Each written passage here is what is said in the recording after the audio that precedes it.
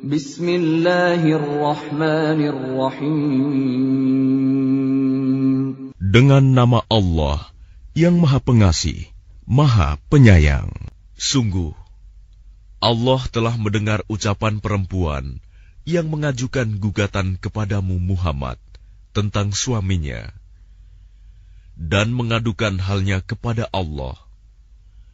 Dan Allah mendengar percakapan antara kamu berdua. Sesungguhnya Allah Maha mendengar, Maha melihat orang-orang di antara kamu yang menzihar istrinya, menganggap istrinya sebagai ibunya, padahal istri mereka itu bukanlah ibunya. Ibu-ibu mereka hanyalah perempuan yang melahirkannya, dan sesungguhnya mereka benar-benar telah mengucapkan suatu perkataan yang mungkar dan dusta.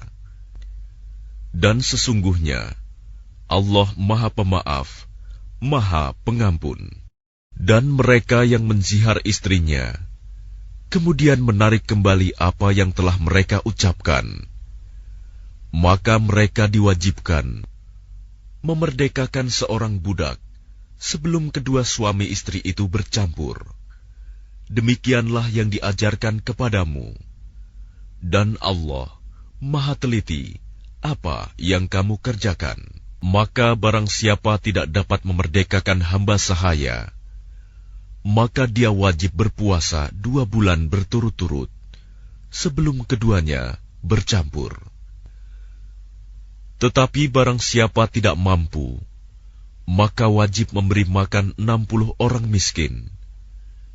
Demikianlah agar kamu beriman kepada Allah dan Rasul-Nya. Itulah hukum-hukum Allah. Dan bagi orang-orang yang mengingkarinya, akan mendapat azab yang sangat pedih. Sesungguhnya orang-orang yang menentang Allah dan Rasul-Nya pasti mendapat kehinaan, sebagaimana kehinaan yang telah didapat oleh orang-orang sebelum mereka. Dan sungguh, kami telah menurunkan bukti-bukti yang nyata. Dan bagi orang-orang yang mengingkarinya, akan mendapat azab yang menghinakan. Pada hari itu, mereka semuanya dibangkitkan Allah, lalu diberitakannya kepada mereka apa yang telah mereka kerjakan. Allah menghitungnya semua amal perbuatan itu, meskipun mereka telah melupakannya. Dan Allah Maha menyaksikan segala sesuatu. Tidakkah engkau perhatikan bahwa Allah mengetahui apa yang ada di langit dan apa yang ada di bumi? Tidak ada pembicaraan rahasia antara 3 orang, melainkan dialah yang keempatnya. Dan tidak ada 5 orang, melainkan dialah yang keenamnya. Dan tidak ada yang kurang dari itu atau lebih banyak, melainkan dia pasti ada bersama mereka dimanapun mereka berada. Kemudian dia akan memberitakan kepada mereka pada hari kiamat apa yang telah mereka kerjakan. Sesungguhnya Allah Maha mengetahui segala sesuatu. Tidakkah engkau perhatikan orang-orang yang telah dilarang mengadakan pembicaraan rahasia? Kemudian mereka kembali mengerjakan larangan itu, dan mereka mengadakan pembicaraan rahasia untuk berbuat dosa, permusuhan, dan durhaka kepada Rasul. Dan apabila mereka datang kepadamu Muhammad, mereka mengucapkan salam dengan cara yang bukan seperti yang ditentukan Allah untukmu. Dan mereka mengatakan pada diri mereka sendiri, mengapa Allah tidak menyiksa kita atas apa yang kita katakan itu? Cukuplah bagi mereka neraka jahanam yang akan mereka masuki. Maka neraka itu seburuk-buruk tempat kembali. Wahai orang-orang yang beriman, apabila kamu mengadakan pembicaraan rahasia, janganlah kamu membicarakan perbuatan dosa, permusuhan, dan durhaka kepada Rasul. Tetapi bicarakanlah tentang perbuatan kebajikan dan takwa. Dan bertakwalah kepada Allah, yang kepadanya kamu akan dikumpulkan kembali. Sesungguhnya pembicaraan rahasia itu termasuk perbuatan setan, agar orang-orang yang beriman itu bersedih hati. Sedang pembicaraan itu tidaklah memberi bencana sedikitpun kepada mereka, kecuali dengan izin Allah. Dan kepada Allah hendaknya orang-orang yang beriman bertawakal. Wahai orang-orang yang beriman, apabila dikatakan kepadamu, berilah kelapangan di dalam majelis-majelis, maka lapangkanlah. Niscaya Allah akan memberi kelapangan untukmu. Dan apabila dikatakan, berdirilah kamu, maka berdirilah. Niscaya Allah akan mengangkat derajat orang-orang yang beriman di antaramu, dan orang-orang yang diberi ilmu beberapa derajat. Dan Allah Maha teliti apa yang kamu kerjakan.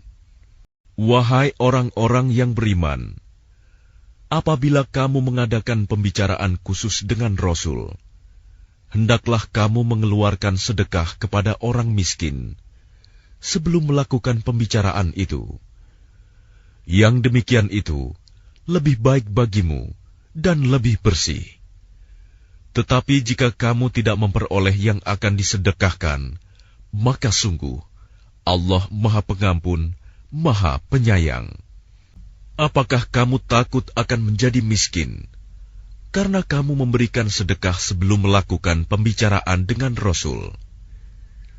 Tetapi jika kamu tidak melakukannya, dan Allah telah memberi ampun kepadamu, maka laksanakanlah solat, dan tunaikanlah zakat, serta taatlah kepada Allah dan Rasul-Nya. Dan Allah Maha teliti terhadap apa yang kamu kerjakan. Tidakkah engkau perhatikan orang-orang munafik yang menjadikan suatu kaum yang telah dimurkai Allah sebagai sahabat? Orang-orang itu bukan dari kaum kamu, dan bukan dari kaum mereka.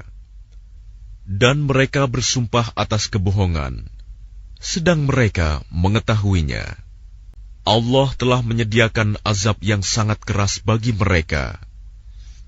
Sungguh, betapa buruknya apa yang telah mereka kerjakan.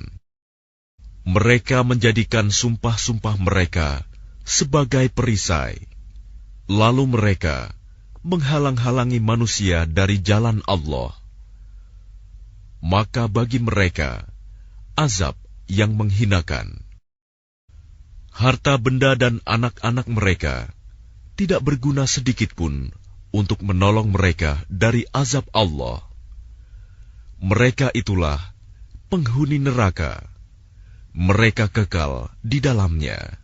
Ingatlah, pada hari ketika mereka semua dibangkitkan Allah, lalu mereka bersumpah kepadanya bahwa mereka bukan orang musyrik, sebagaimana mereka bersumpah kepadamu. Dan mereka menyangka bahwa mereka akan memperoleh suatu manfaat. Ketahuilah bahwa mereka orang-orang pendusta. Setan telah menguasai mereka, lalu menjadikan mereka lupa mengingat Allah. Mereka itulah golongan setan. Ketahuilah bahwa golongan setan itulah golongan yang rugi. Sesungguhnya orang-orang yang menentang Allah dan Rasul-Nya, mereka termasuk orang-orang yang sangat hina. Allah telah menetapkan, Aku dan Rasul-Rasulku pasti menang. Sungguh, Allah Maha Kuat, Maha Perkasa. Engkau Muhammad tidak akan mendapatkan suatu kaum yang beriman kepada Allah dan hari akhirat, saling berkasih sayang dengan orang-orang yang menentang Allah dan Rasul-Nya, sekalipun orang-orang itu bapaknya, anaknya, saudaranya, atau keluarganya. Mereka itulah orang-orang yang dalam hatinya telah ditanamkan Allah keimanan, dan Allah telah menguatkan mereka dengan pertolongan yang datang dari Dia. Lalu dimasukkannya mereka ke dalam surga yang mengalir di bawahnya sungai-sungai.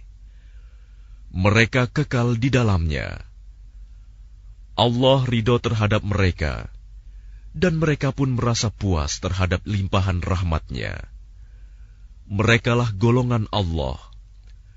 Ingatlah, sesungguhnya golongan Allah itulah yang beruntung.